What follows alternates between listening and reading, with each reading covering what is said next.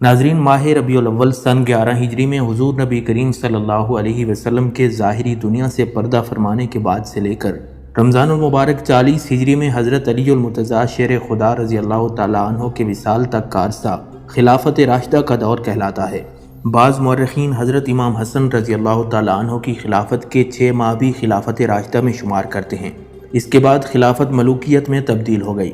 خلافت راشدہ کے سنہرے دور کے بعد جو دوسری اسلامی خلافت قائم ہوئی اسے خلافت بنو امیہ کہا جاتا ہے، جس کی بنیاد امیر المومنین حضرت سیدنا امیر معاویہ رضی اللہ تعالیٰ عنہ نے رکھی تھی۔ حضرت سیدنا امیر معاویہ رضی اللہ تعالیٰ عنہ نے اپنے 19 سالہ دور خلافت میں آدھی دنیا سے زیادہ یعنی 64,65,000 مربع میل پر اسلام کا پرچم لہرایا اور روم و فارس کو نیست و نابود کر کے دین اسلام کو بام عروج تک پہنچا دیا۔ حضرت سیدنا امیر معاویہ رضی اللہ تعالیٰ عنہ کی وفات کے بعد ماہ رجب 60 ہجری میں اس کا بیٹا یزید تخت نشین ہوا۔ اس وقت بہت سے صحابہ کرام رضی اللہ تعالیٰ عنہم زندہ تھے، جن میں حضرت عبداللہ ابن عمر، حضرت عبداللہ ابن زبیر، حضرت نعمان بن بشیر اور حضرت امام حسین رضی اللہ تعالیٰ عنہم اجمعین شامل ہیں۔ حضرت امام حسین رضی اللہ تعالیٰ عنہ اس وقت خاندان اہل بیت اطہار کے ساتھ مدینہ منورہ میں رہائش پذیر تھے۔ خلافت بنو امیہ کا دارالحکومت دمشق تھا، جس کا مدینہ منورہ سے فاصلہ تقریباً 1000 کلومیٹر سے زیادہ تھا۔ یزید نے تخت خلافت پر بیٹھتے ہی والی مدینہ ولید بن عتبہ بن ابی سفیان کو خط لکھا کہ حضرت سیدنا امام حسین، حضرت عبداللہ ابن عمر اور حضرت عبداللہ ابن زبیر رضی اللہ تعالیٰ عنہم کو بیعت خلافت پر مجبور کرے اور ان کو اس معاملے میں مہلت نہ دے۔ ولید کے پاس جب یہ خط پہنچا تو وہ فکر میں پڑ گیا کہ اس حکم کی تعمیل کس طرح کرے۔ مروان بن حکم جو ان سے پہلے والی مدینہ رہ چکا تھا، اس کو مشورے کے لیے بلایا تو اس نے مشورہ دیا کہ ابھی تک حضرت امیر معاویہ رضی اللہ تعالیٰ عنہ کی وفات کی خبر مدینہ منورہ میں شائع نہیں ہوئی۔ مناسب یہ ہے کہ ان لوگوں کو فوراً بلا لیا جائے۔ اگر وہ یزید کے لیے بیعت کر لیں تو ٹھیک ہے، ورنہ سب کو وہیں قتل کر دیا جائے۔ ولید نے اسی وقت عبداللہ بن عمرو بن عثمان کو حضرت سیدنا امام حسین اور عبداللہ ابن زبیر رضی اللہ تعالیٰ عنہ کے پاس بلانے کے لیے بھیجا۔ اس نے ان دونوں حضرات کو مسجد میں پایا اور امیر مدینہ ولید کا حکم پہنچا دیا۔ دونوں نے کہا کہ تم جاؤ، ہم آتے ہیں۔ اس کے جانے کے بعد حضرت عبداللہ ابن زبیر رضی اللہ تعالیٰ عنہ نے حضرت امام حسین رضی اللہ تعالیٰ عنہ سے کہا کہ یہ وقت امیر کی مجلس کا نہیں ہے، اس وقت ہمیں بلانے میں کوئی خاص راز ہے۔ حضرت امام حسین رضی اللہ تعالیٰ عنہ اپنی ذکاوت سے پوری بات سمجھ گئے تھے۔ فرمایا، ایسا معلوم ہوتا ہے کہ سیدنا معاویہ رضی اللہ تعالیٰ عنہ کا انتقال ہو گیا ہے، اور اب وہ چاہتے ہیں کہ لوگوں میں ان کے انتقال کی خبر مشہور ہونے سے پہلے وہ ہمیں یزید کی بیعت پر مجبور کریں۔ حضرت عبداللہ ابن زبیر رضی اللہ تعالیٰ عنہ نے بھی ان کی رائے سے اتفاق کیا اور کہا کہ پھر اب کیا رائے ہے؟ حضرت سیدنا امام حسین رضی اللہ تعالیٰ عنہ نے فرمایا کہ میں جا کر اپنے نوجوانوں کو جمع کرتا ہوں اور پھر ان کو ساتھ لے کر ولید کے پاس پہنچتا ہوں۔ میں اندر جاؤں گا اور نوجوانوں کو دروازے پر چھوڑ جاؤں گا کہ کوئی ضرورت پڑے تو میں ان کی امداد حاصل کر سکوں۔ اس قرارداد کے مطابق حضرت امام حسین رضی اللہ تعالیٰ عنہ ولید کے پاس پہنچے۔ وہاں مروان بھی موجود تھا۔ سیدنا امام حسین رضی اللہ تعالیٰ عنہ نے سلام کے بعد پہلے تو ولید اور مروان کو نصیحت کی کہ تم دونوں میں پہلے تو بہت کشیدگی تھی، اب میں آپ دونوں کو اکٹھے دیکھ کر خوش ہوا، اور دعا کی کہ اللہ رب العزت آپ دونوں کے تعلقات خوشگوار رکھے۔ اس کے بعد ولید نے یزید کا خط حضرت سیدنا امام حسین رضی اللہ تعالیٰ عنہ کے سامنے رکھ دیا، جس میں حضرت امیر معاویہ رضی اللہ تعالیٰ عنہ کی وفات کی خبر اور اپنی بیعت کا تقاضا تھا۔ امام علی مقام رضی اللہ تعالیٰ عنہ نے حضرت امیر معاویہ رضی اللہ تعالیٰ عنہ کی وفات پر اظہار غم و افسوس کیا اور بیعت کے متعلق یہ فرمایا کہ میرے جیسے آدمی کے لیے یہ مناسب نہیں کہ خلوت میں پوشیدہ طور پر بیعت کر لوں۔ مناسب یہ ہے کہ آپ سب کو جمع کریں اور بیعت خلافت کا معاملہ سب کے سامنے رکھیں۔ اس وقت میں حاضر ہوں گا اور جو کچھ ہوگا سب کے سامنے ہو جائے گا۔ ولید ایک عافیت پسند انسان تھا۔ اس بات کو قبول کر کے حضرت امام حسین رضی اللہ تعالیٰ عنہ کو واپسی کی اجازت دے دی، مگر مروان نے ان کے سامنے ہی کہا کہ اگر حسین اس وقت تمہارے ہاتھ سے نکل گئے تو پھر کبھی تمہیں ان پر قدرت نہ ہوگی۔ میرا خیال یہ ہے کہ آپ ان کو روک لیں اور جب تک بیعت نہ کریں جانے نہ دیں، ورنہ انہیں قتل کر دیں۔ حضرت سیدنا امام حسین رضی اللہ تعالیٰ عنہ نے مروان کو سخت جواب دیا کہ تو کون ہوتا ہے جو ہمیں قتل کروائے، اور یہ فرما کر آپ وہاں سے نکل آئے۔ مروان نے ولید کو ملامت کی کہ تو نے موقع ضائع کر دیا۔ ولید نے کہا کہ خدا کی قسم مجھے ساری دنیا کی سلطنت اور دولت بھی اگر اس کے بدلے میں ملے کہ میں سیدنا امام حسین رضی اللہ تعالیٰ عنہ کو قتل کر دوں تو میں اس کے لیے تیار نہیں ہوں۔ قیامت کے روز حسین کے خون کا مطالبہ جس کی گردن پر ہو وہ نجات نہیں پا سکتا۔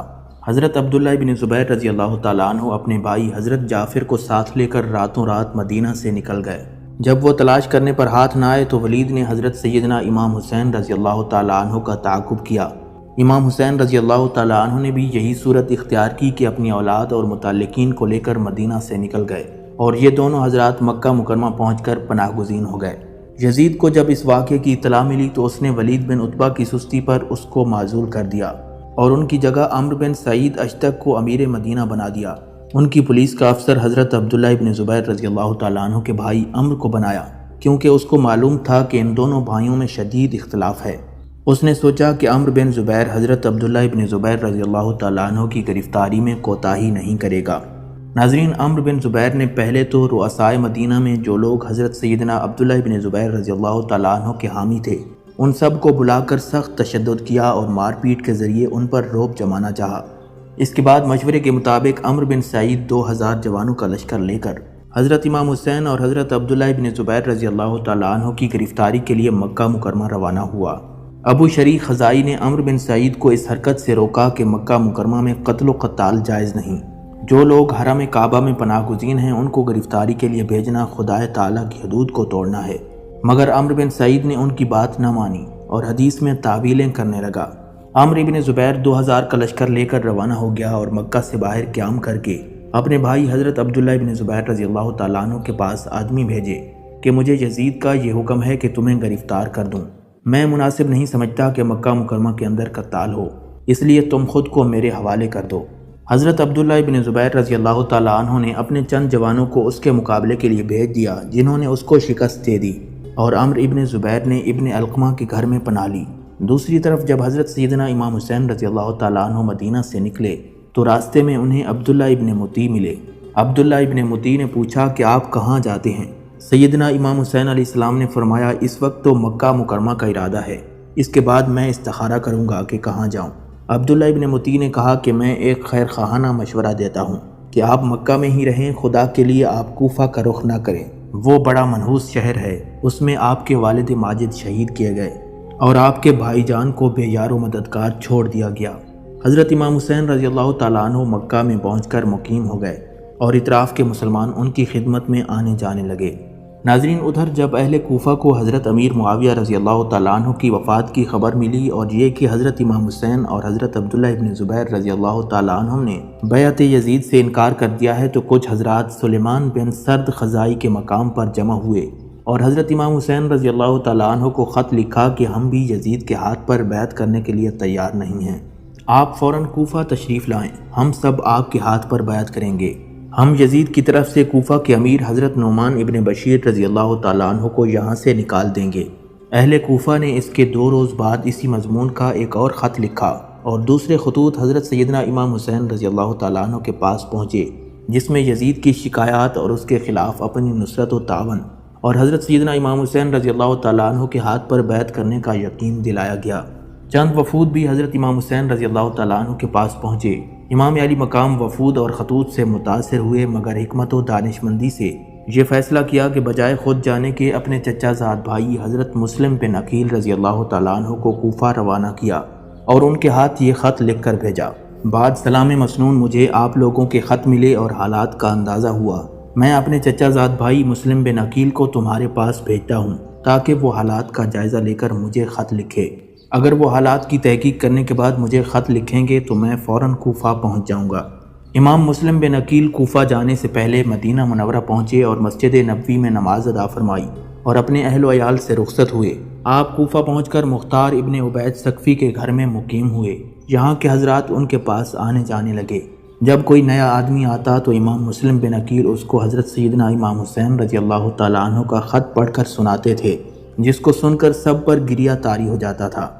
امام مسلم بن عقیل نے چند روز کے قیام سے یہ اندازہ لگا لیا کہ یہاں کے عام مسلمان یزید کی بیعت سے متنفر اور حضرت سیدنا امام حسین رضی اللہ تعالیٰ عنہ کی بیعت کے لیے بے حد بے چین ہیں۔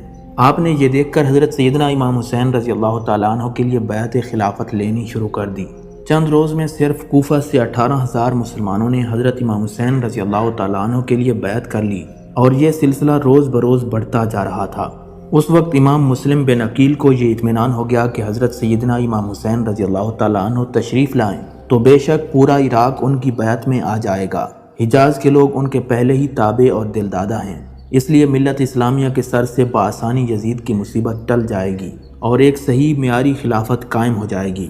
پھر انہوں نے حالات کے مطابق حضرت امام حسین رضی اللہ تعالیٰ عنہ کو کوفہ آنے کی دعوت دے دی، مگر یہ خط لکھنے کے بعد بحکم قضائے قدر حالات بدلنا شروع ہو گئے۔ یزید کی طرف سے نعمان ابن بشیر کوفہ کے حاکم تھے۔ ان کو جب یہ اطلاع ملی کہ مسلم بن عقیل حضرت امام حسین رضی اللہ تعالیٰ عنہ کے لیے بیعت خلافت لے رہے ہیں، اس نے لوگوں کو جمع کر کے ایک خطبہ دیا جس میں اس نے کہا، ہم کسی سے لڑنے کے لیے تیار نہیں اور نہ محض شبہ یا تہمت پر کسی کو پکڑتے ہیں، لیکن اگر تم نے سرکشی اختیار کی اور یزید کی بیعت توڑ دی تو قسم ہے اس ذات کی جس کے سوا کوئی معبود نہیں کہ میں تلوار سے تم لوگوں کو سیدھا کر دوں گا جب تک تلوار کا دستہ میرے ہاتھ میں قائم رہے گا۔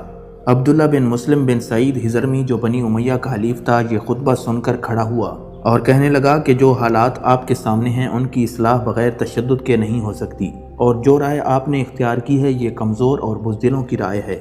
حضرت نعمان بن بشیر رضی اللہ تعالیٰ عنہ نے جواب دیا، میں اللہ تعالیٰ کی اطاعت میں کمزور و بزدل سمجھا جاؤں یہ میرے نزدیک اس سے بہتر ہے کہ اس کی معصیت میں دلیر اور بہادر کہلاؤں۔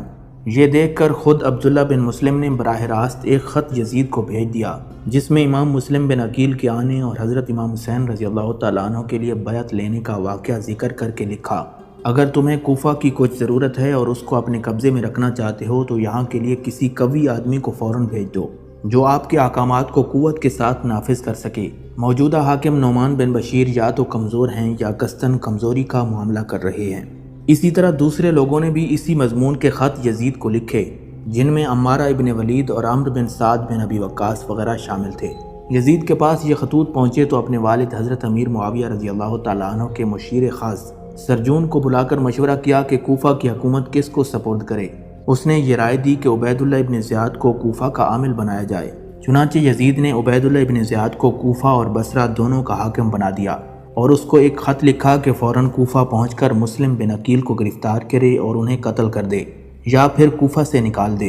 ابن زیاد کو یہ خط ملا تو اس نے فوراً کوفہ جانے کا عزم کر لیا۔ ناظرین، ادھر ایک واقعہ یہ پیش آیا کہ حضرت امام حسین رضی اللہ تعالیٰ عنہ نے ایک خط اہل بصرہ کو لکھا جس کا مضمون یہ تھا، آپ لوگ دیکھ رہے ہیں کہ رسول اللہ صلی اللہ علیہ وسلم کی سنت مٹ رہی ہے اور بدعات پھیلائی جا رہی ہیں۔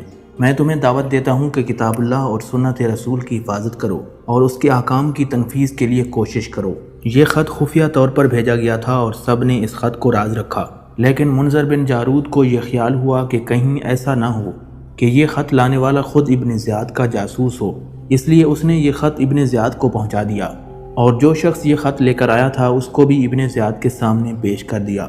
ابن زیاد نے اس قاصد کو قتل کر ڈالا اور اس کے بعد اہل بصرہ کو جمع کر کے ایک خطبہ دیا جس میں اس نے کہا، جو شخص میری مخالفت کرے میں اس کے لیے ایک عذاب علیم ہوں اور جو موافقت کرے اس کے لیے راحت ہوں۔ مجھے یزید نے کوفہ جانے کا حکم دیا ہے، میں صبح وہاں جا رہا ہوں اور اپنے بھائی عثمان بن زیاد کو بصرہ میں اپنا قائم مقام بناتا ہوں۔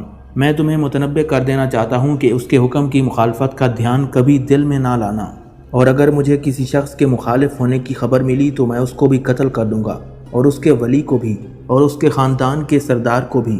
تم مجھے جانتے ہو کہ میں ابن زیاد ہوں۔ اس کے بعد ابن زیاد اپنے ساتھ مسلم بن عمرو باہلی اور شریک ابن اور کو ساتھ لے کر کوفہ کی طرف روانہ ہوا۔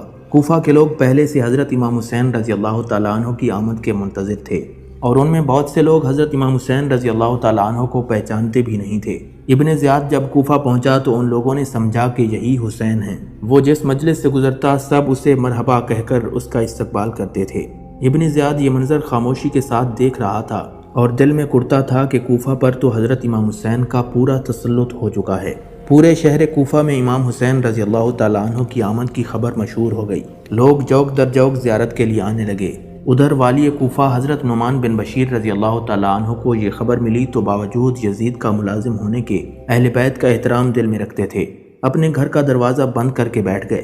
ابن زیاد ان کے دروازے پر پہنچا۔ لوگوں کا ایک ہجوم اس کو امام حسین سمجھ کر اس کے ساتھ موجود تھا، جس کا شور و شغب اور ہنگامہ حضرت نعمان ابن بشیر نے اندر سے سنا تو وہیں سے آواز دی کہ جو امانت یعنی ولایت کوفہ میرے سپرد ہے وہ میں آپ کے حوالے نہیں کروں گا، اس کے علاوہ میں آپ سے لڑنا نہیں چاہتا۔ ابن زیاد خاموشی کے ساتھ یہ سب مظاہرے اور والی کوفہ کا معاملہ دیکھ رہا تھا۔ اب اس نے دروازے کے قریب پہنچ کر نعمان کو آواز دی کہ دروازہ کھولو، میں ابن زیاد ہوں، یزید کی طرف سے مامور ہو کر آیا ہوں۔ اس وقت دروازہ کھولا گیا اور اندر جانے کے بعد پھر بند کر لیا گیا۔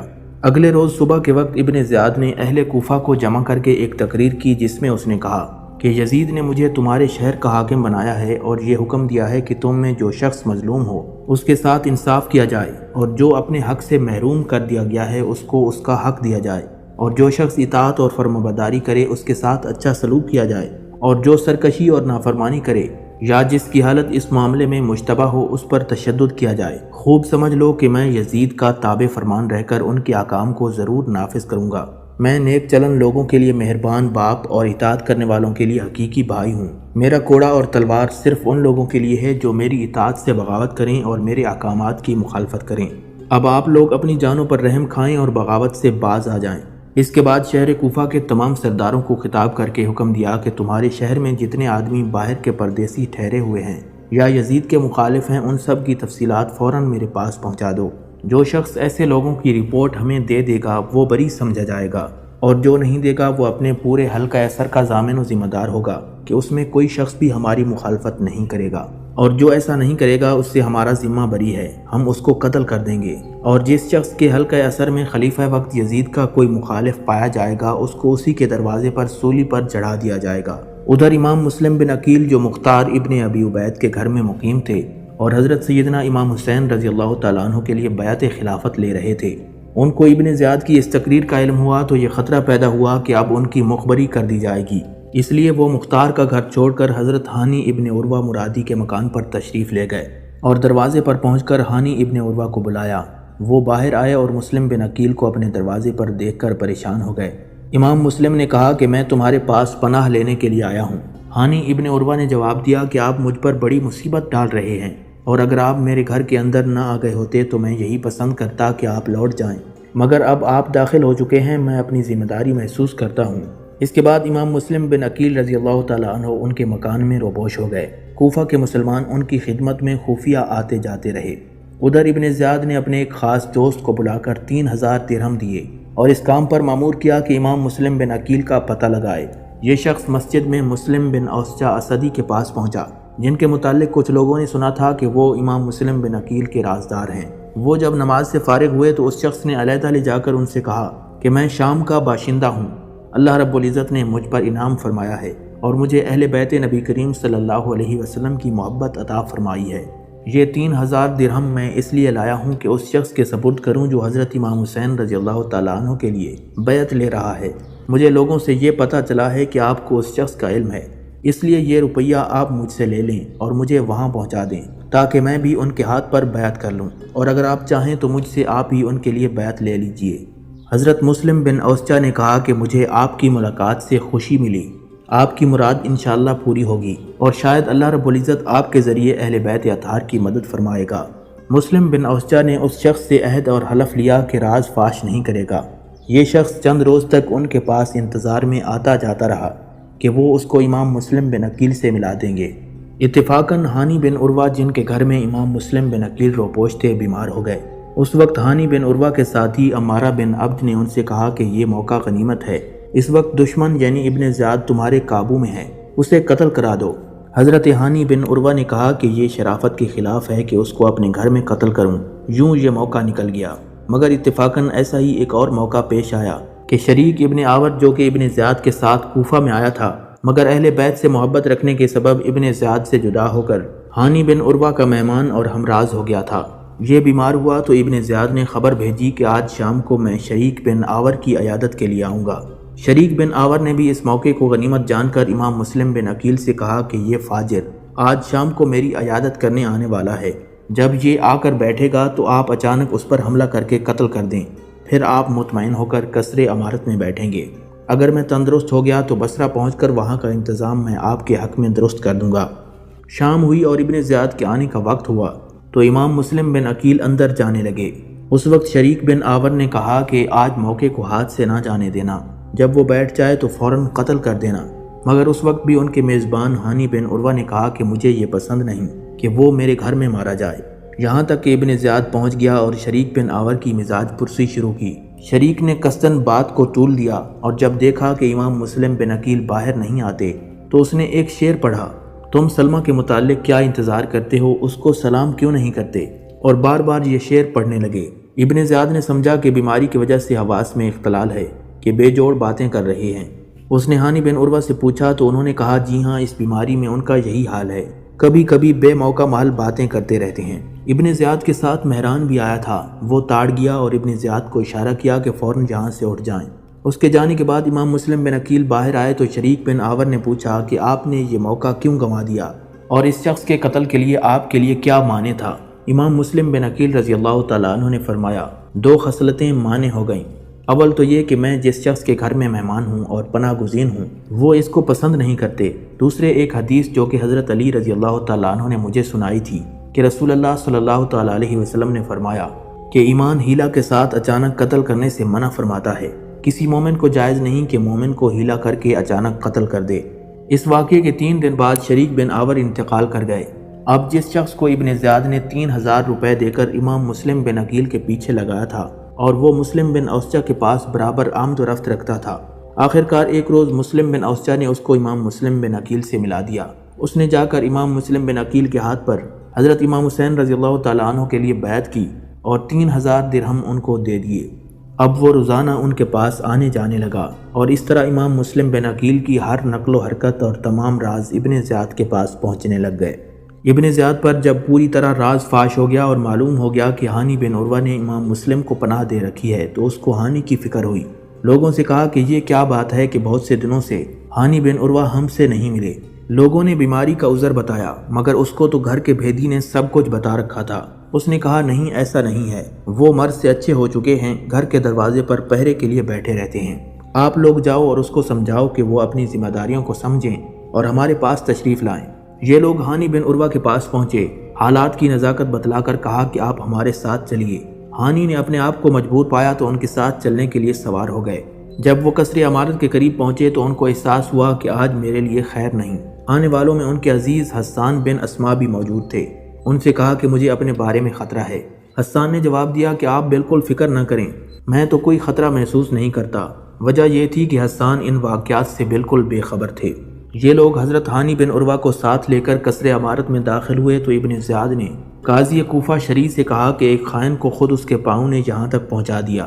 جب قریب آئے تو ابن زیاد نے یہ شعر پڑھا، یعنی میں تو اس کی زندگی چاہتا ہوں اور وہ میرے قتل کے درپے ہے۔ حضرت ہانی بن عروہ نے کہا کہ یہ کیا بات ہے؟ ابن زیاد نے کہا کہ کیا آپ یہ جانتے ہیں کہ ہم ان سازشوں سے بے خبر ہیں جو یزید کے خلاف آپ کے گھر میں ہو رہی ہیں؟ آپ نے امام مسلم بن عقیل کو اپنے گھر میں ٹھہرایا ہوا ہے اور اس کے واسطے اسلحہ اور رضاکار جمع کر رہے ہیں۔ ہانی بن عروہ نے انکار کر دیا اور گفتگو طویل ہوئی تو ابن زیاد نے اپنے اس جاسوس کو سامنے کر دیا جس کے ذریعے خبریں پہنچی تھیں۔ یہ ماجرا دیکھ کر ایک دفعہ تو ہانی ششدر رہ گئے مگر پھر ذرا سنبھل کر بولے، میری بات سنیے اور اس کو سچ مانیے، میں آپ سے جھوٹ نہیں بولوں گا۔ اصل واقعہ یہ ہے کہ نہ میں نے مسلم بن عقیل کو بلایا، نہ مجھے ان کے معاملے میں کوئی خبر تھی۔ اچانک ان کو اپنے دروازے پر بیٹھا ہوا دیکھا اور مجھ سے میرے گھر میں مہمان ہونے کے لیے کہا۔ مجھے ان کی بات رد کرنے سے حیا ہوئی اور اس وجہ سے مجھ پر بہت سی ذمہ داریاں عائد ہو گئیں۔ میں نے مجبور ہو کر اپنے گھر میں داخل کیا اور مہمان بنا لیا۔ اگر آپ مجھ پر اطمینان کریں تو میں اپنے گھر جاؤں اور ان کو اپنے گھر سے نکال دوں اور آپ کے پاس آ جاؤں۔ ابن زیاد نے کہا، خدا کی قسم آپ مجھ سے اس وقت تک جدا نہیں ہو سکتے جب تک امام مسلم بن عقیل کو میرے سپرد نہ کر دیں۔ ہانی نے کہا کہ میں ہرگز ایسا نہیں کر سکتا، میں اپنے مہمان کو تمہارے سپرد کر دوں اور تم اسے قتل کر دو۔ حاضر مجلس مسلم بن عمرو باہلی نے ابن زیاد سے کہا کہ مجھے اجازت دیجیے، میں انہیں سمجھاتا ہوں۔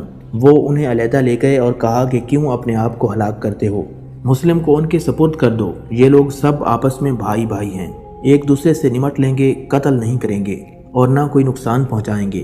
اس معاملے میں آپ کی کوئی رسوائی نہیں ہے۔ ہانی نے کہا کہ اس سے زیادہ کیا رسوائی ہو سکتی ہے کہ میں اپنے مہمان کو اس کے دشمن کے حوالے کر دوں۔ اگر میرا کوئی مددگار نہ ہوتا اور میں تنہا ہوتا پھر بھی اپنے مہمان کو اپنی زندگی میں اس کے سپرد نہ کرتا۔ جب ہانی کی یہ پختگی دیکھی تو ابن زیاد اور اس کے مصاحب خاص مہران نے ہانی کے بال پکڑ کر ان کو مارنا شروع کر دیا، یہاں تک کہ ان کی ناک اور منہ سے خون بہنے لگا۔ ابن زیاد نے کہا کہ اب بھی تم مسلم کو ہمارے حوالے کر دو ورنہ تمہیں قتل کر دیا جائے گا۔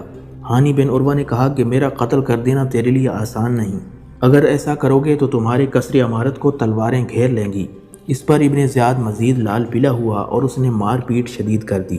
اسماء بن خارجہ جو ہانی کو گھر سے بلا کر لائے تھے اور ان کو اطمینان دلایا تھا کہ آپ کوئی فکر نہ کریں، وہ اس وقت کھڑے ہوئے اور سختی سے ابن زیاد کو کہنے لگے، اے غدار، تو نے ہمیں ایک شخص کو لانے کے لیے کہا، جب ہم اسے لے آئے تو نے ان کا یہ حال کر دیا۔ اس پر ابن زیاد نے اسے ہاتھ کے اشارے سے روک دیا۔ ناظرین، ادھر شہر میں یہ مشہور ہو گیا کہ ہانی بن عروہ قتل کر دیے گئے ہیں۔ جب یہ خبر عمرو بن حجاج کو پہنچی تو وہ قبیلہ مزدج کے بہت سے نوجوانوں کو ساتھ لے کر موقع پر پہنچے اور ابن زیاد کے مکان کا محاصرہ کر لیا۔ اب تو ابن زیاد کو فکر پڑ گئی۔ قاضی شریک کو کہا کہ آپ باہر جا کر لوگوں کو بتائیں کہ ہانی بن عروہ صحیح سلامت ہیں، قتل نہیں کیے گئے، میں خود ان کو دیکھ کر آیا ہوں۔ ابن زیاد نے قاضی شریک کے ساتھ اپنا ایک آدمی بطور جاسوس لگا دیا کہ وہ ابن زیاد کے کہنے کے خلاف کوئی بات نہ کریں۔ قاضی شریک کا یہ قول سن کر عمرو بن حجاج نے اپنے ساتھیوں سے کہہ دیا کہ اب اطمینان ہے، تم واپس چلے جاؤ۔ ہانی بن عروہ کے متعلق شہادت کی خبر اور اس کے خلاف قبیلہ مزدج کے ہنگامے اور ابن زیاد کے قصر کے محاصرے کی اطلاع جب امام مسلم بن عقیل کو ملی تو وہ بھی مقابلے کے لیے تیار ہو کر نکل پڑے اور جن 18,000 مسلمانوں نے ان کے ہاتھ پر بیعت کی تھی ان کو جمع کیا۔ 4,000 آدمی جمع ہو گئے اور جمع ہوتے جا رہے تھے۔ یہ لشکر ابن زیاد کی قصر عمارت کی طرف بڑھا تو ابن زیاد نے قصر کے دروازوں کو مقفل کر دیا۔ امام مسلم اور ان کے ساتھیوں نے قصر کا محاصرہ کر لیا۔ مسجد اور بازار ان لوگوں سے بھر گیا جو ابن زیاد کے مقابلے پر آئے تھے اور شام تک اس میں اضافہ ہوتا رہا۔ ابن زیاد کے ساتھ قصر عمارت میں صرف 30 سپاہی اور کچھ خاندان کے سادات تھے۔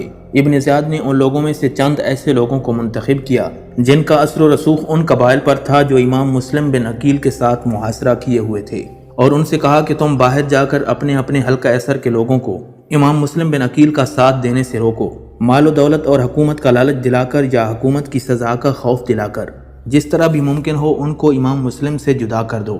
ابن زیاد نے ادھر سادات کو حکم دیا کہ تم لوگ قصر کی چھت پر چڑھ کر لوگوں کو اس بغاوت سے روکو اور اسی خوف و طمع کے ذریعے ان کو محاصرے سے واپس جانے کی تلقین کرو۔ جب لوگوں نے اپنے سرداروں کی باتیں سنی تو متفرق ہونا شروع ہو گئے۔ عورتیں اپنے بیٹوں اور بھائیوں کو محاذ سے واپس بلانے کے لیے آنے لگیں، یہاں تک کہ مسجد میں امام مسلم بن عقیل کے ساتھ صرف 30 آدمی باقی رہ گئے۔ یہ صورتحال دیکھ کر امام مسلم بھی یہاں سے واپس ابواب کندہ کی طرف چلے گئے۔ جب وہ دروازے پر پہنچے تو دیکھا کہ ان کے ساتھ ایک آدمی بھی موجود نہیں تھا۔ امام مسلم بن عقیل تنہا کوفہ کے گلی کوچوں میں سوچتے ہوئے جا رہے تھے کہ اب کہاں جائیں۔ بالآخر کندہ کی عورت طوع کے گھر پہنچے۔ اس عورت کا بیٹا بلال اسی ہنگامے میں باہر گیا ہوا تھا، وہ دروازے پر واپسی کا انتظار کر رہی تھی۔ امام مسلم نے اس سے پانی مانگا تو پانی پی کر وہیں بیٹھ گئے۔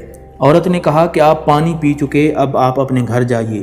امام مسلم خاموش رہے۔ اسی طرح 3 مرتبہ اس نے یہی کہا اور امام مسلم خاموش رہے۔ پھر اس نے ذرا سختی سے کہا کہ میں آپ کو دروازے پر بیٹھنے کی اجازت نہیں دوں گی، آپ اپنے گھر جائیے۔ اس وقت امام مسلم نے مجبور ہو کر کہا کہ اس شہر میں نہ میرا کوئی گھر ہے نہ خاندان، تو کیا تم مجھے پناہ دو گی؟ میں مسلم بن عقیل ہوں، میرے ساتھ میرے ساتھیوں نے دھوکہ کیا۔ عورت کو یہ سن کر رحم آ گیا اور اس نے امام مسلم کو اپنے گھر میں داخل کر لیا۔ اس نے شام کا کھانا پیش کیا لیکن امام مسلم نے کھانا نہ کھایا۔ اسی عرصے میں اس عورت کا بیٹا بلال واپس آ گیا۔ اس نے دیکھا کہ ان کی والدہ بار بار کمرے کے اندر جاتی ہیں۔ اس نے وجہ پوچھی تو عورت نے اپنے لڑکے سے بات چھپائی۔ اس نے اصرار کیا تو اس شرط پر بتلا دیا کہ کسی سے اس کا اظہار نہ کرے۔ اس طرف ابن زیاد نے جب دیکھا کہ لوگوں کا شور و غل قصر کے گرد نہیں ہے تو اپنے سپاہی کو بھیجا کہ دیکھو کیا حال ہے۔ اس نے آ کر بتایا کہ میدان صاف ہے، کوئی موجود نہیں ہے۔ اس وقت ابن زیاد اپنے مال سے اتر کر مسجد میں آیا اور منبر کے گرد اپنے خواص کو بٹھا دیا اور اعلان کرایا کہ سب لوگ مسجد میں جمع ہو جائیں۔ مسجد بھر گئی تو ابن زیاد نے یہ خطبہ دیا، ابن عقیل نے جو کچھ کیا تم نے دیکھ لیا۔ اب ہم یہ اعلان کرتے ہیں کہ ہم جس شخص کے گھر میں ابن عقیل کو پائیں گے ہمارا ذمہ اس سے بری ہے، اور جو کوئی ان کو ہمارے پاس پہنچائے گا اس کو انعام ملے گا۔ ابن زیاد نے اپنی پولیس کے افسر حسین ابن نمیر کو حکم دیا کہ شہر کے تمام گلی کوچوں کے دروازوں پر پہرا لگا دو، کوئی شخص باہر نہ جا سکے، اور پھر سب گھروں کی تلاشی لو۔ اس تلاشی کے دوران جب اس عورت کے لڑکے بلال نے یہ محسوس کیا کہ بالآخر وہ ہمارے گھر سے گرفتار کیے جائیں گے تو اس نے خود مخبری کر کے عبد الرحمن بن محمد بن اشعث کو اس کا پتہ بتا دیا۔ عبد الرحمن نے اپنے باپ محمد بن اشعث کو اور اس نے ابن زیاد کو اس کی اطلاع کر دی۔ ابن زیاد نے محمد بن اشعث کی سربراہی میں 70 سپاہیوں کا ایک دستہ ان کو گرفتار کرنے کے لیے بھیج دیا۔ امام مسلم بن عقیل نے جب ان کی آوازیں سنی تو تلوار لے کر دروازے پر آ گئے۔ اور سب کا مقابلہ کر کے ان کو دروازے سے نکال دیا۔ وہ لوگ پھر لوٹے اور مقابلہ کیا، اس مقابلے میں زخمی بھی ہو گئے مگر ان کے قابو میں نہ آئے۔ یہ لوگ چھت پر چڑھ گئے اور پتھر برسانے شروع کر دیے، گھر میں آگ لگا دی۔ امام مسلم بن عقیل ان کے سب حربوں کا تنہا دلیرانہ انداز میں مقابلہ کر رہے تھے کہ محمد بن اشعث نے ان کے قریب ہو کر پکارا، میں تمہیں امن دیتا ہوں، اپنی جان کو ہلاک نہ کرو، میں تم سے جھوٹ نہیں بول رہا، یہ لوگ تمہارے چچا زاد بھائی ہیں، نہ تمہیں قتل کریں گے اور نہ ماریں گے۔ امام مسلم بن عقیل تنہا 70 سپاہیوں کا مقابلہ کرتے ہوئے زخموں سے چور ہو کر تھک چکے تھے، ایک دیوار سے کمر لگا کر بیٹھ گئے۔ ان کو ایک سواری پر سوار کر دیا گیا اور ہتھیار ان سے لے لیے گئے۔ ہتھیار لینے کے وقت امام مسلم بن عقیل نے کہا کہ یہ پہلی عہد شکنی ہے کہ امن لینے کے بعد ہتھیار چھینے جا رہے ہیں۔ محمد ابن اشعث نے کہا کہ نہیں، آپ کوئی فکر نہ کریں، آپ کے ساتھ کوئی ناگوار معاملہ نہیں کیا جائے گا۔ امام مسلم نے فرمایا کہ یہ سب باتیں ہیں، اور اس وقت ابن عقیل کی آنکھوں سے آنسو جاری ہو گئے۔ محمد بن اشعث کے ساتھیوں میں عمرو بن عبید بھی شامل تھا، جو امام مسلم کو امان دینے کا مخالف تھا۔ اس نے کہا کہ اے مسلم، جو شخص ایسا اقدام کرے جو آپ نے کیا ہے تو جب وہ پکڑ لیا جائے تو اس کو روکنے کا حق نہیں ہے۔ حضرت امام مسلم بن عقیل رضی اللہ تعالیٰ عنہ نے فرمایا کہ میں اپنی جان کے لیے نہیں روتا، بلکہ میں امام حسین رضی اللہ تعالیٰ عنہ اور ان کی آل کی جانوں کے لیے رو رہا ہوں، جو میری تحریر پر عنقریب کوفہ پہنچنے والے ہیں، اور تمہارے ہاتھوں اسی بلا میں گرفتار ہوں گے جس میں میں گرفتار ہوں۔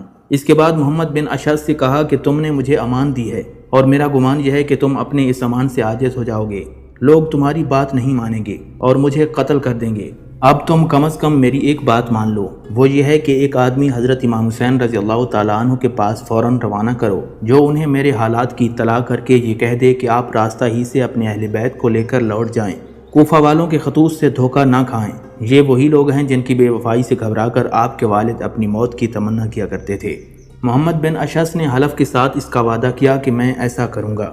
اس کے ساتھ ہی محمد بن اشعث نے اپنا وعدہ پورا کر دیا، ایک آدمی کو خط لے کر حضرت امام حسین رضی اللہ تعالیٰ عنہ کی طرف بھیج دیا۔ حضرت امام حسین رضی اللہ تعالیٰ عنہ اس وقت مقام زیالہ تک پہنچ چکے تھے۔ محمد بن اشعث کے قاصد نے خط پہنچا دیا۔ خط پڑھ کر امام حسین علیہ السلام نے فرمایا، جو چیز ہو چکی ہے وہ ہو کر رہے گی، ہم صرف اللہ رب العزت سے اپنی جانوں کا ثواب چاہتے ہیں۔ یہ خط پا کر حضرت امام حسین رضی اللہ تعالیٰ عنہ نے اپنا ارادہ ملتوی نہیں کیا، اور جو عزم کر چکے تھے اس کو لیے ہوئے آگے بڑھتے رہے۔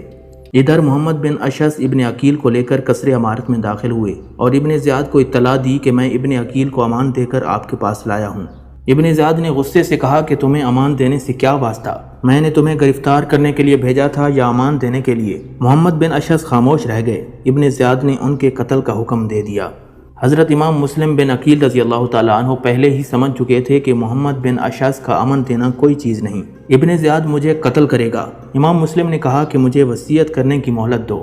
ابن زیاد نے مہلت دے دی تو انہوں نے عمرو بن سعد سے کہا کہ میرے اور آپ کے درمیان قرابت ہے، اور میں اس قرابت کا واسطہ دے کر کہتا ہوں کہ مجھے تم سے ایک کام ہے جو راز ہے، میں تم سے تنہائی میں بات کرنا چاہتا ہوں۔ عمرو بن سعد نے اس کو سننے کی ہمت نہ کی۔ ابن زیاد نے کہا کہ کچھ مذائقہ نہیں، تم سن لو۔ ان کو علیحدہ کر کے امام مسلم بن عقیل نے کہا کہ کام یہ ہے کہ میرے ذمے 700 درہم قرض ہیں جو میں نے کوفہ کے فلاں آدمی سے لیے تھے، وہ میری طرف سے ادا کر دو۔ دوسرا کام یہ ہے کہ حضرت امام حسین رضی اللہ تعالیٰ عنہ کے پاس ایک آدمی بھیج کر ان کو راستے سے واپس کرا دو۔ عمرو ابن سعد نے ابن زیاد سے امام مسلم کی وصیت پورا کرنے کی اجازت مانگی تو اس نے کہا کہ بے شک امین آدمی کبھی خیانت نہیں کرتا، تم ان کا قرض ادا کر سکتے ہو۔ باقی رہا حسین کا معاملہ، تو اگر وہ ہمارے مقابلے کے لیے نہ آئیں تو ہم بھی ان کے مقابلے کے لیے نہیں جائیں گے، اور اگر وہ آئے تو ہم مقابلہ کریں گے۔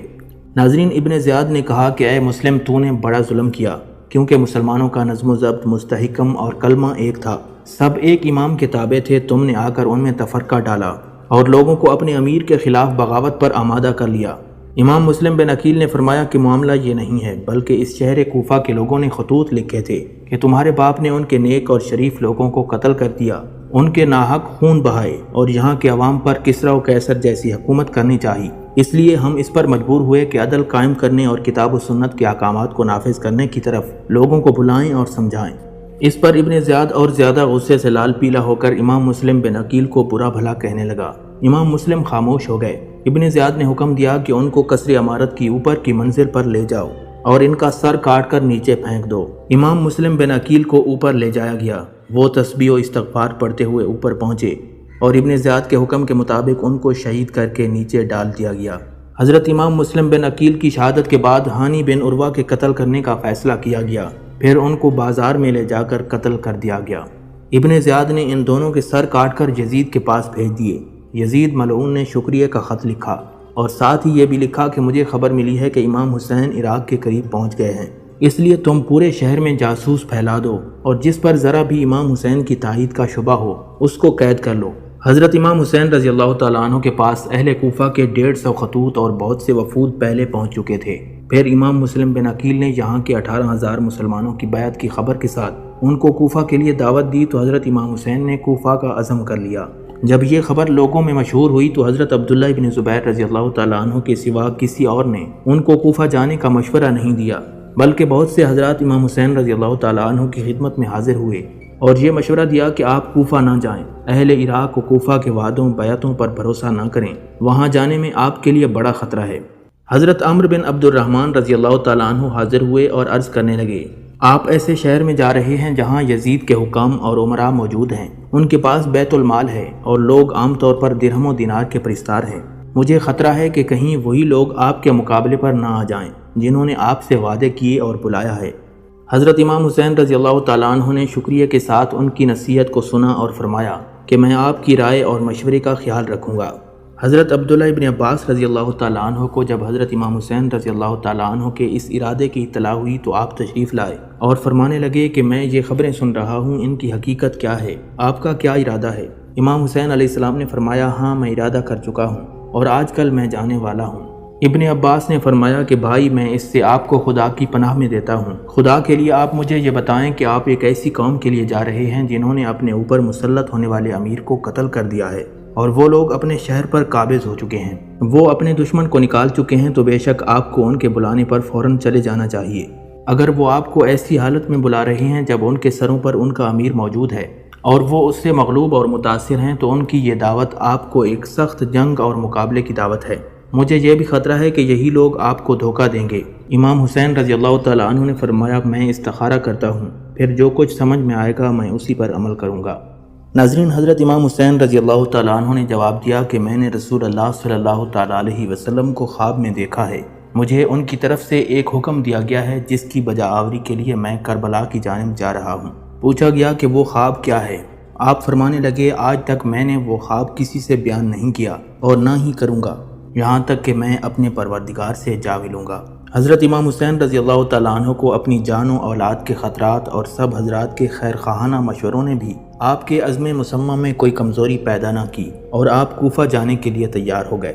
یزید کا سپہ سالار ابن زیاد جو کوفہ پر اسی لیے حاکم مقرر کیا گیا تھا کہ وہ حضرت امام حسین رضی اللہ تعالیٰ عنہ کے مقابلے میں سخت سمجھا گیا، اس کو جب حضرت امام حسین رضی اللہ تعالیٰ عنہ کی روانگی کی اطلاع ملی تو اس نے اپنے پولیس کے افسر حسین ابن نمیر کو آگے بھیجا کہ قادسیہ پہنچ کر مقابلے کی تیاری کرے۔ امام حسین علیہ السلام جب مقام حاجر پر پہنچے تو اہل کوفہ کے نام ایک خط لکھ کر قیس کے ہاتھ روانہ کر دیا۔ خط میں اپنے آنے کی اطلاع اور جس کام کے لیے ان کو اہل کوفہ نے بلایا تھا اس میں پوری کوشش کرنے کی ہدایت تھی۔ قیس جب یہ خط لکھ کر قادسیہ پہنچے تو یہاں ابن زیاد کی پولیس کے انتظامات تھے، ان کو گرفتار کر کے ابن زیاد کے پاس بھیج دیا گیا۔ ابن زیاد نے ان کو حکم دیا کہ قصر عمارت کی چھت پر چڑھ کر نعوذ باللہ حضرت امام حسین رضی اللہ تعالیٰ عنہ پر سب و شتم کرو۔ قیس چھت پر چڑھ گئے اور اللہ رب العزت کی حمد و ثنا کے بعد بآواز بلند کہنے لگے، اے اہل کوفہ، حسین ابن علی رسول اللہ صلی اللہ علیہ وسلم کی صاحبزادی حضرت فاطمہ الزہرا رضی اللہ تعالیٰ عنہ کے صاحبزادے اور اس وقت خلق خدا میں سب سے بہتر ہیں، میں تمہاری طرف ان کا بھیجا ہوا قاصد ہوں، وہ مقام حاجر تک پہنچ چکے ہیں، تم ان کا استقبال کرو۔ اس کے بعد ابن زیاد کو برا بھلا کہنے لگا اور حضرت علی رضی اللہ تعالیٰ عنہ کے لیے دعائے مغفرت کی۔ ابن زیاد ان کی دلیری اور جاں بازی پر حیران رہ گیا، حکم دیا کہ ان کو قصر کی بلندی سے نیچے پھینک دیا جائے۔ ظالموں نے اس کے حکم کی تعمیل کی اور حضرت قیس کو محل سے پھینک دیا۔ حضرت قیس نیچے گر کر ٹکڑے ٹکڑے ہو گئے۔ حضرت امام حسین رضی اللہ تعالیٰ عنہ کوفہ کی طرف بڑھ رہے تھے کہ راستے میں ایک پڑاؤ پر اچانک عبداللہ ابن مطیع سے ملاقات ہو گئی۔ امام حسین علیہ السلام کو دیکھ کر کھڑے ہو گئے اور عرض کرنے لگے، میرے ماں باپ آپ پر قربان ہوں، آپ کہاں جا رہے ہیں اور کیا مقصد ہے؟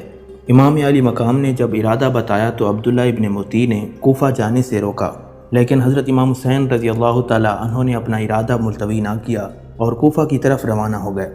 ناظرین، جب حضرت امام حسین رضی اللہ تعالیٰ عنہ مقام سالبیہ پر پہنچے تو انہیں محمد ابن اشعث کا ایک قاصد ملا، جس نے امام مسلم بن عقیل کی شہادت اور کوفہ کے حالات و واقعات تفصیل سے بتا دیے۔ یہ بات سن کر بنو عقیل کے لوگ کھڑے ہو گئے اور کہنے لگے کہ ہم مسلم بن عقیل کا قصاص لیں گے یا انہی کی طرح اپنی جان دے دیں گے۔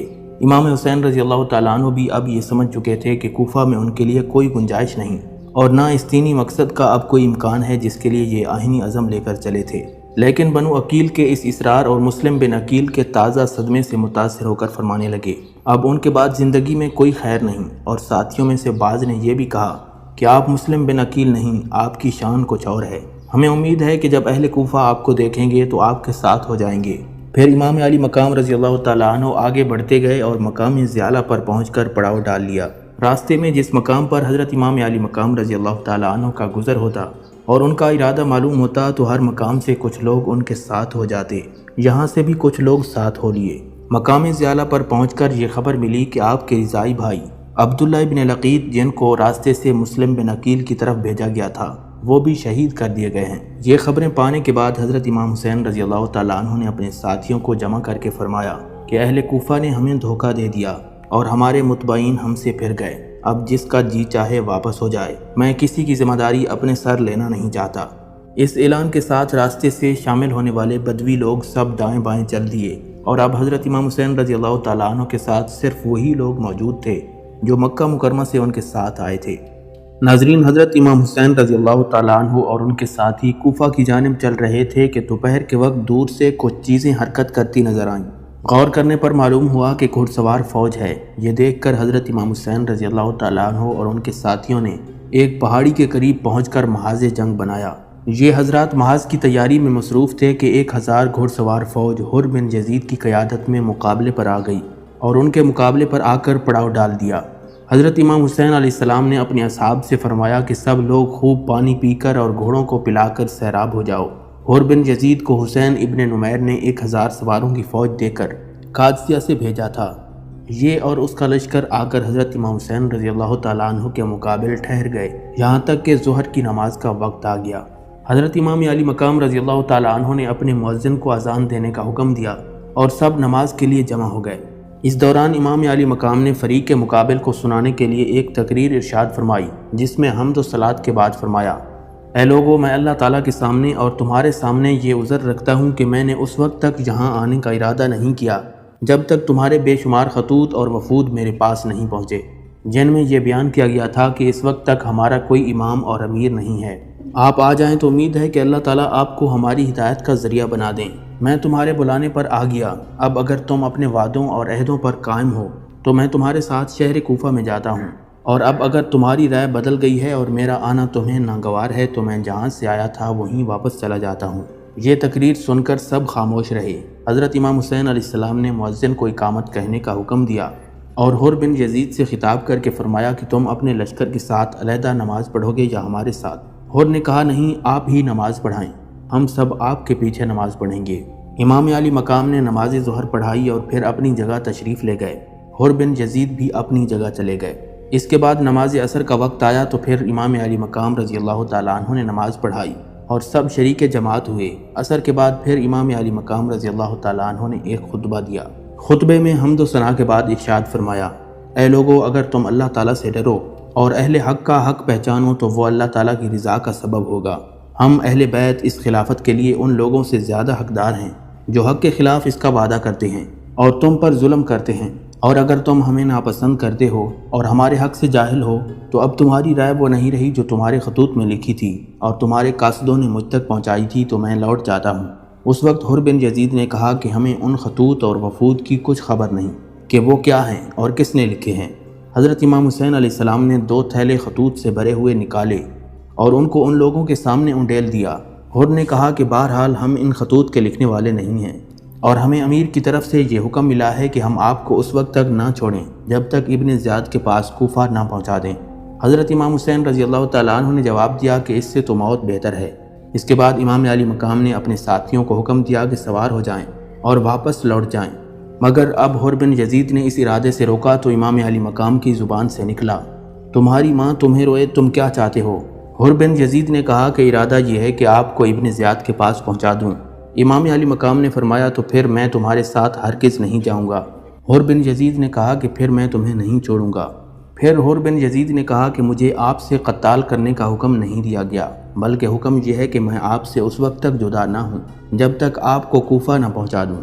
اس لیے آپ ایسا کر سکتے ہیں کہ کوئی ایسا راستہ اختیار کریں جو نہ کوفہ پہنچائے اور نہ مدینہ، یہاں تک کہ میں ابن زیاد کو خط لکھوں اور آپ بھی یزید کو یا ابن زیاد کو خط لکھیں۔ شاید اللہ تبارک و تعالیٰ میرے لیے کوئی ایسا سامان پیدا کر دیں کہ میں آپ کے مقاتلہ اور آپ کی ایذا سے بچ جاؤں۔ اس لیے حضرت امام حسین علیہ السلام نے عزیب اور قادسیہ کے راستے سے بائیں جانب چلنا شروع کر دیا اور حر اپنے لشکر کے ساتھ ان کے ساتھ چلتا رہا۔ اسی اثناء میں حضرت امام حسین رضی اللہ تعالیٰ عنہ نے پھر ایک خطبہ دیا۔ اس کے بعد کوفہ سے 4 آدمی امام علی مقام رضی اللہ تعالیٰ عنہ کی مدد کے لیے پہنچے، جن کا سردار ترماہ بن عدی تھا۔ حر بن یزید نے چاہا کہ انہیں گرفتار کر لے یا واپس کر دے، مگر امام علی مقام نے فرمایا کہ یہ میرے مددگار اور رفیق ہیں، میں ان کی ایسی ہی حفاظت کروں گا جیسی اپنی جان کی کرتا ہوں۔ حر بن یزید نے ان کو آنے کی اجازت دے دی۔ امام حسین رضی اللہ تعالیٰ عنہ نے ان لوگوں سے کوفہ کے حالات دریافت کیے۔ انہوں نے بتایا کہ کوفہ کے جتنے سردار تھے ان کو بڑی بڑی رشوتیں دی گئیں اور ان کے تھیلے بھر دیے گئے۔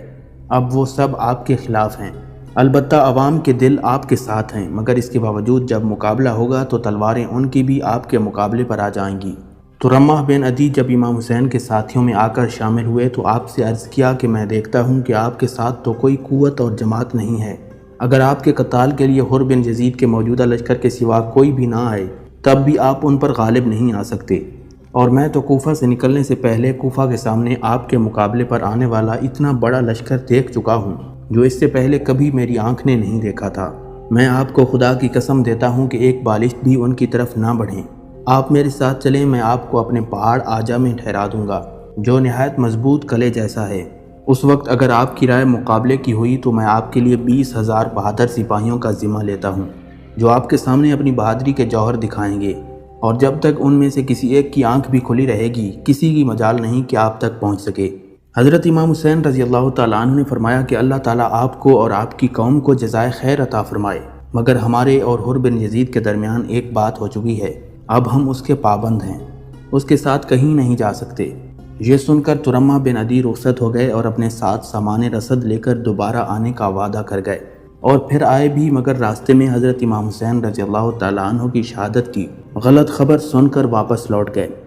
ناظرین، امام حسین علیہ السلام اپنے قافلے کے ہمراہ چلتے رہے اور نصر بن مقاتل تک پہنچ گئے۔ یہاں پہنچ کر آپ کو ذرا غنودگی ہوئی تو انا للہ و انا الیہ راجعون کہتے ہوئے بیدار ہوئے۔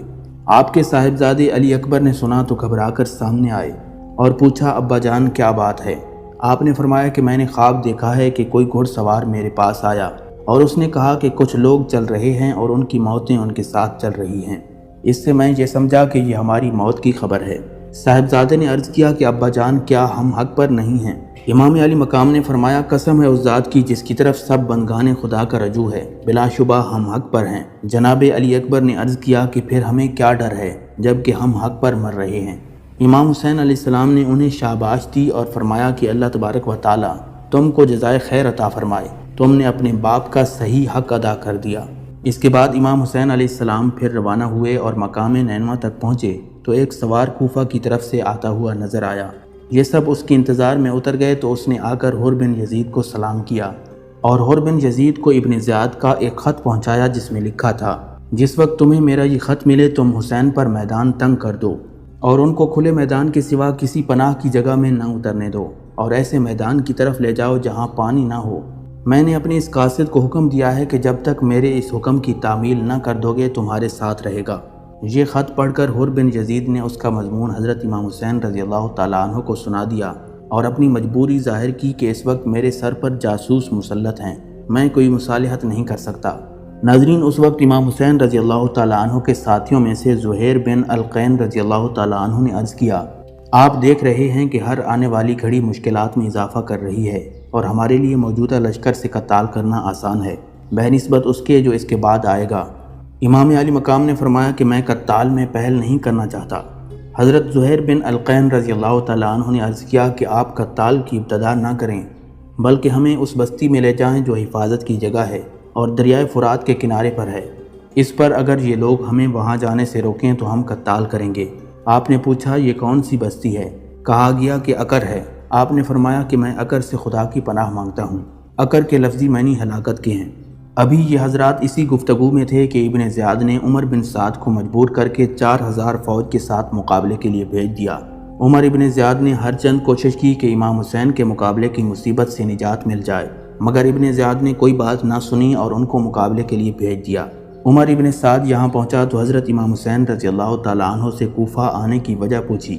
آپ نے پورا واقعہ بتا دیا اور یہ کہا کہ میں اہل کوفہ کا بلایا ہوا آیا ہوں، اگر اب بھی ان کی رائے بدل گئی ہے تو واپس جانے کے لیے تیار ہوں۔ عمر ابن سعد نے ابن زیاد کو اس مضمون کا خط لکھا کہ امام حسین واپس جانے کے لیے تیار ہیں۔ ابن زیاد نے جواب دیا کہ امام حسین کے سامنے صرف ایک بات رکھو کہ یزید کے ہاتھ پر بیعت کریں، جب وہ ایسا کر لیں تو پھر ہم غور کریں گے کہ ان کے ساتھ کیا معاملہ کیا جائے۔ اور عمر کو حکم دیا کہ امام حسین اور ان کے رفقا پر پانی بالکل بند کر دو۔ یہ واقعہ حضرت امام حسین رضی اللہ تعالیٰ عنہ کی شہادت سے 3 روز پہلے کا ہے۔ ان حضرات پر پانی بالکل بند کر دیا گیا، یہاں تک کہ جب یہ سب حضرات پیاس سے پریشان ہو گئے تو حضرت امام حسین رضی اللہ تعالیٰ عنہ نے اپنے بھائی عباس بن علی کو 30 سوار اور 30 پیادوں کے ساتھ پانی لانے کے لیے بھیج دیا۔ پانی لانے عمر ابن سعد کی فوج سے مقابلہ ہوا، مگر بالآخر وہ 20 مشکیں پانی کی بھر لائے۔ اس کے بعد امام علی مقام رضی اللہ تعالیٰ عنہ نے عمر ابن سعد کے پاس پیغام بھیجا کہ آج رات ہماری ملاقات اپنے اپنے لشکر کے ساتھ ہونی چاہیے تاکہ ہم سب کے سامنے گفتگو کریں۔ عمر ابن سعد اس پیغام کے مطابق رات کو ملے۔ امام علی مقام نے فرمایا کہ ہمارے بارے میں آپ 3 صورتوں میں سے کوئی صورت اختیار کر لو، میں جہاں سے آیا ہوں وہیں واپس چلا جاؤں گا، یا میں یزید کے پاس پہنچ جاؤں اور خود اس سے اپنا معاملہ طے کروں، یا مجھے مسلمانوں کی کسی سرحد پر پہنچا دو، جو حال وہاں کے عام لوگوں کا ہوگا میں اسی میں بسر کروں گا۔ بعض لوگوں نے آخری صورتوں کا انکار کیا ہے کہ حضرت امام حسین رضی اللہ تعالیٰ عنہ نے یہ 2 صورتیں پیش نہیں فرمائیں۔ عمر ابن سعد نے حضرت امام حسین رضی اللہ تعالیٰ عنہ کی یہ تقریر سن کر پھر ابن زیاد کو خط لکھا کہ اللہ تعالیٰ نے جنگ کی آگ بجھا دی اور مسلمانوں کا کلمہ متفق کر دیا۔ مجھے امام حسین علیہ السلام نے 3 صورتوں کا اختیار دیا ہے اور ظاہر ہے کہ ان میں آپ کا مقصد پورا ہوتا ہے اور امت کی اس میں صلاح و فلاح ہے۔ ابن زیاد بھی عمر ابن سعد کے اس خط سے متاثر ہوا اور کہا کہ یہ خط ایک ایسے شخص کا ہے جو امیر کی اطاعت بھی چاہتا ہے اور اپنی قوم کی عافیت کا بھی خواہش مند ہے، ہم نے اس کو قبول کر لیا۔ اس وقت شمر ذوالجوشن نے کہا کہ کیا آپ امام حسین کو مہلت دینا چاہتے ہیں کہ قوت حاصل کر کے پھر تمہارے مقابلے پر آئے؟ وہ اگر آج تمہارے ہاتھ سے نکل گئے تو پھر کبھی تم ان پر قابو نہیں پا سکو گے۔ مجھے اس میں عمر ابن سعد کی سازش معلوم ہوتی ہے کیونکہ میں نے سنا ہے کہ وہ راتوں کو آپس میں باتیں کرتے ہیں۔ ہاں، آپ امام حسین کو اس پر مجبور کریں کہ وہ آپ کے پاس آ جائیں، پھر آپ چاہیں سزا دیں چاہیں معاف کر دیں۔ ابن زیاد نے شمر کی رائے قبول کر کے عمر ابن سعد کو اسی مضمون کا خط اور خود شمر ذوالجوشن ہی کے ہاتھ میں عمر ابن سعد کے پاس بھیج دیا، اور ساتھ ہی یہ ہدایت بھی کر دی کہ اگر عمر ابن سعد اس حکم کی تعمیل فوراً نہ کرے تو اس کو قتل کر دیا جائے اور اس کی جگہ تم خود لشکر کے امیر ہو۔ شمر جب یہ خط لکھ کر عمر ابن سعد کے پاس پہنچے تو وہ سمجھ گئے کہ شمر کے مشورے سے یہ صورت عمل میں آئی ہے کہ میرا مشورہ رد کر دیا گیا۔ اس کو کہا کہ تم نے بڑا ظلم کیا کہ مسلمانوں کا کلمہ متفق ہو رہا تھا، اس کو ختم کر کے قتل و قتال کا بازار گرم کر دیا۔ بالآخر امام حسین رضی اللہ تعالیٰ عنہ کو یہ پیغام پہنچایا گیا۔ امام علی مقام نے اسے قبول کرنے سے انکار کر دیا اور فرمایا کہ اس ذلت سے موت بہتر ہے۔ شمر ذوالجوشن اس محاذ پر محرم کی 9ویں تاریخ کو پہنچا تھا۔ حضرت امام حسین رضی اللہ تعالیٰ عنہ اس وقت اپنے خیمے کے سامنے بیٹھے ہوئے تھے۔ اسی حالت میں کچھ اونگ آ کر آنکھ بند ہو گئی اور پھر ایک آواز کے ساتھ بیدار ہو گئے۔ آپ کی ہمشیرہ زینب رضی اللہ تعالیٰ عنہ نے یہ آواز سنی تو دوڑی آئیں اور انہوں نے وجہ پوچھی۔ امام حسین علیہ السلام نے فرمایا کہ میں نے رسول اللہ صلی اللہ علیہ وسلم کو خواب میں دیکھا ہے، انہوں نے فرمایا ہے کہ اب تم ہمارے پاس آنے والے ہو۔ ہمشیرہ یہ سن کر رو پڑیں۔ امام علی مقام نے تسلی دی۔ اسی حالت میں شمر کا لشکر سامنے آ گیا۔ امام حسین علیہ السلام کے بھائی عباس آگے بڑھے اور حریف مقابل سے گفتگو ہوئی۔ اس نے بلا مہلت قتال کا اعلان کر دیا۔ حضرت عباس علمدار نے آ کر امام حسین علیہ السلام کو اس کی اطلاع کر دی۔ امام حسین علیہ السلام نے فرمایا کہ ان سے کہو آج کی رات جنگ ملتوی کر دو تاکہ آج کی رات میں وصیت، نماز، دعا اور استغفار کر سکوں۔ شمر اور عمر ابن سعد نے لوگوں سے مشورہ کرنے کے بعد مہلت دے دی اور واپس ہو گئے۔ حضرت امام حسین رضی اللہ تعالیٰ عنہ نے اپنے اہل بیت اور اصحاب کو جمع کر کے ایک خطبہ دیا جس میں آپ نے ارشاد فرمایا، میرے علم میں آج کسی شخص کے ساتھی ایسے وفاشیار اور نیکوکار نہیں ہیں جیسے میرے ساتھی ہیں، اور نہ کسی کے اہل بیت میرے اہل بیت سے زیادہ ثابت قدم نظر آتے ہیں۔ آپ لوگوں کو اللہ رب العزت میری طرف سے جزائے خیر عطا فرمائے۔ میں سمجھتا ہوں کہ کل ہمارا آخری دن ہے۔ میں آپ سب کو خوشی سے اجازت دیتا ہوں کہ سب اس رات کی تاریکی میں متفرق ہو جاؤ اور جہاں پناہ ملے وہیں چلے جاؤ۔ میرے اہل بیت میں سے ایک ایک کا ہاتھ پکڑو اور مختلف علاقوں میں پھیل جاؤ، کیونکہ دشمن میرا طلبگار ہے، وہ مجھے پائے گا تو دوسروں کی طرف التفات نہیں کرے گا۔ یہ تقریر سن کر آپ کے بھائیوں کی اولاد اور عبداللہ بن جعفر کے صاحبزادے یک زبان ہو کر بولے کہ ہم ہرگز ایسا نہیں کریں گے، ہمیں اللہ تعالیٰ آپ کے بعد باقی نہ رکھے۔ پھر بنو عقیل کو خطاب کر کے فرمایا کہ تمہارے ایک بزرگ مسلم بن عقیل شہید ہو چکے ہیں، وہی کافی ہیں، تم سب واپس چلے جاؤ، میں تمہیں خوشی سے اجازت دیتا ہوں۔ انہوں نے کہا کہ ہم لوگوں کو کیا منہ دکھائیں گے کہ اپنے بزرگوں اور بڑوں کو موت کے سامنے چھوڑ کر اپنی جان بچا لائے، بلکہ ہم آپ پر اپنی جانیں اور اولاد و اموال قربان کر دیں گے۔ مسلم بن اوسجہ نے اسی طرح کی ایک جوشیلی تقریر کی کہ جب تک میرے دم میں دم ہے میں آپ کے سامنے جنگ کرتا ہوا جان دے دوں گا۔ آپ کی ہمشیرہ حضرت زینب رضی اللہ تعالیٰ عنہ بے قرار ہو کر رونے لگیں تو آپ نے تسلی دی اور یہ وصیت فرمائی، میری بہن میں تمہیں خدا کی قسم دیتا ہوں کہ میری شہادت پر تم کپڑے نہ پھاڑنا، نہ سینہ کو بھی کرنا، اور آواز کے ساتھ رونے چلانے سے بچتے رہنا۔ یہ وصیت فرما کر آپ باہر آ گئے اور اپنے اصحاب کو جمع کر کے تمام شب تہجد اور دعا و استغفار میں مصروف رہے۔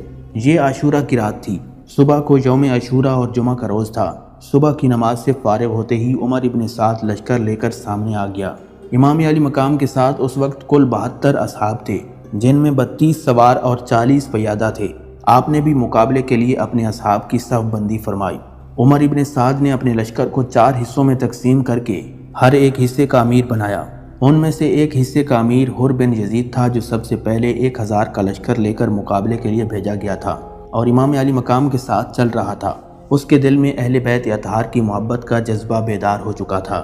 اس وقت اپنی سابقہ کارروائی پر نادم ہو کر حضرت امام حسین رضی اللہ تعالیٰ عنہ کے قریب ہوتے ہوتے یک بارگی گھوڑا دوڑا کر امام حسین کے لشکر میں آ ملا اور عرض کرنے لگا کہ میری ابتدائی غفلت اور آپ کو واپسی کے لیے راستہ نہ دینے کا نتیجہ اس صورت میں ظاہر ہوا جو ہم دیکھ رہے ہیں۔ مجھے یہ اندازہ نہیں تھا کہ یہ لوگ آپ کے خلاف اس حد تک پہنچ جائیں گے اور آپ کی کوئی بات نہیں مانیں گے۔ اگر میں یہ جانتا تو ہرگز آپ کو نہ روکتا۔ میں اب توبہ کرنے آیا ہوں، اس لیے میری سزا اور توبہ یہی ہے کہ میں بھی آپ کے ساتھ جنگ کرتا ہوا جان دے دوں۔ اور پھر ایسا ہی ہوا۔ حضرت امام حسین رضی اللہ تعالیٰ عنہ گھوڑے پر سوار ہوئے اور آگے بڑھ کر بآواز بلند فرمایا، لوگو میری بات سنو، جلدی نہ کرو تاکہ میں حق کے نصیحت ادا کر دوں جو میرے ذمہ ہے، اور تاکہ میں تمہیں اپنے یہاں آنے کی وجہ بتا دوں۔ پھر اگر تم میرا عذر قبول کرو اور میری بات کو سچا جانو اور میرے ساتھ انصاف کرو تو اس میں تمہاری فلاح و سعادت ہے، اور پھر تمہارے لیے میرے قتل کا کوئی راستہ نہیں۔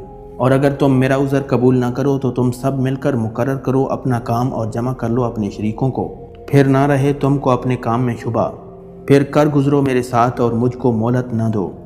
ناظرین، تاریخ دانوں کے مطابق یہ الفاظ وہ ہیں جو حضرت نوح علیہ السلام نے بھی اپنی قوم کو کہے تھے۔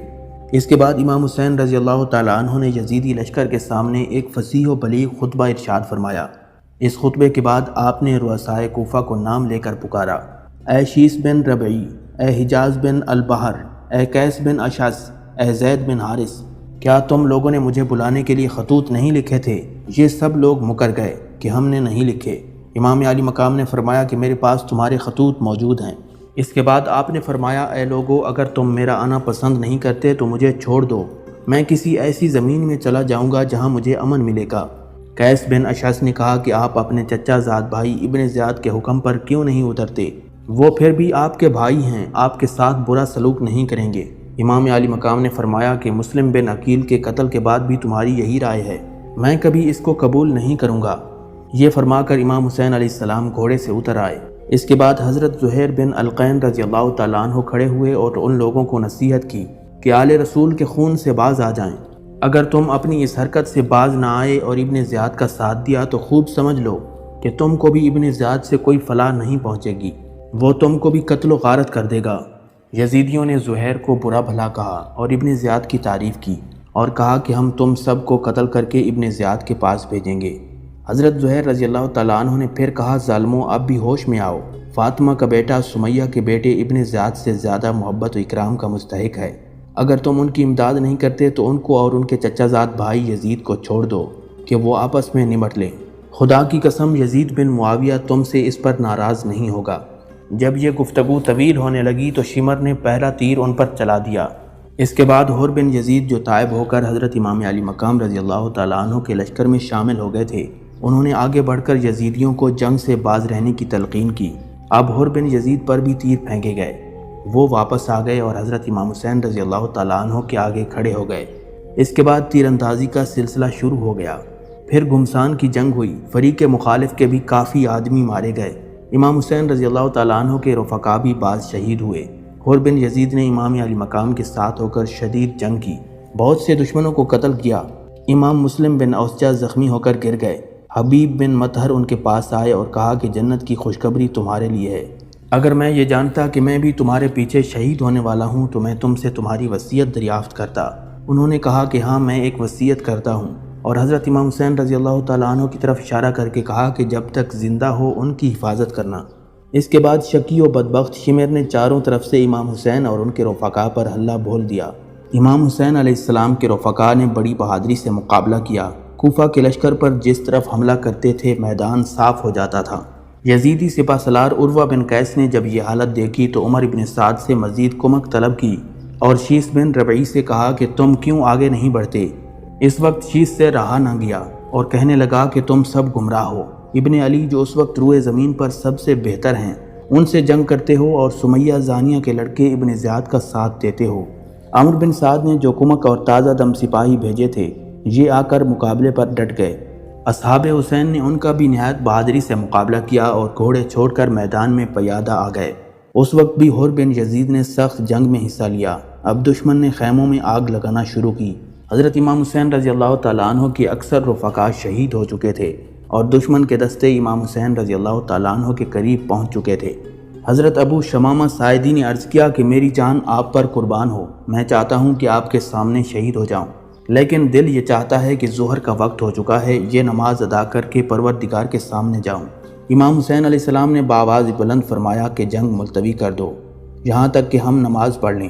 ایسی گھمسان جنگ میں کون سنتا تھا؟ طرفین سے قتل و قتال جاری تھا اور ابو شمامہ رضی اللہ تعالیٰ عنہ اسی حالت میں شہید ہو گئے۔ اس کے بعد امام حسین علیہ السلام نے اپنے چند اصحاب کے ساتھ نماز ظہر صلاۃ الخوف کے مطابق ادا فرمائی۔ نماز کے بعد پھر جنگ شروع ہوئی۔ اب یہ لوگ حضرت امام حسین علیہ السلام تک پہنچ چکے تھے۔ حضرت حنفی امام حسین علیہ السلام کے سامنے آ کر کھڑے ہو گئے اور سب تیر اپنے بدن پر کھاتے رہے، یہاں تک کہ زخموں سے چور ہو کر گر گئے۔ اس وقت زہیر بن القین رضی اللہ تعالیٰ عنہ نے حضرت امام حسین کی مدافعت میں سخت جنگ کی، یہاں تک کہ وہ بھی شہید ہو گئے۔ اس وقت حضرت امام حسین رضی اللہ تعالیٰ عنہ کے پاس چند رفیقوں کے سوا کوئی نہیں تھا، اور یہ رفقا بھی دیکھ رہے تھے کہ ہم نہ حضرت امام حسین کو بچا سکتے ہیں نہ خود بچ سکتے ہیں۔ اب ان میں سے ہر شخص کی یہ خواہش تھی کہ میں حضرت امام حسین علیہ السلام کے سامنے پہلے شہید ہو جاؤں، اس لیے ہر شخص نہایت شدت و شجاعت سے مقابلہ کر رہا تھا۔ اسی میں حضرت امام حسین علیہ السلام کے بڑے صاحبزادے علی اکبر یہ شعر پڑھتے ہوئے آگے بڑھے، یعنی میں حسین ابن علی کا بیٹا ہوں، قسم ہے رب ذوالجلال کی کہ ہم رسول اللہ صلی اللہ علیہ وسلم سے قریب تر ہیں۔ ناظرین، اس کے بعد ایک ایک کر کے تمام اہل بیت کے افراد کو شہید کر دیا گیا اور حضرت امام حسین رضی اللہ تعالیٰ عنہ سب سے آخر میں شہید ہوئے۔ ناظرین، 10 محرم الحرام کے دن حضرت امام حسین رضی اللہ تعالیٰ عنہ کے رفقا اور اصحاب کی قربانیاں، شجاعت اور بہادری کی داستانیں اور ان کی شہادت کے واقعات پر ہم ایک مفصل ویڈیو اپلوڈ کریں گے۔ اگر آپ نے ہمارے چینل کو سبسکرائب نہیں کیا تو اسے سبسکرائب کریں۔ اللہ رب العزت آپ کا حامی و ناصر ہو۔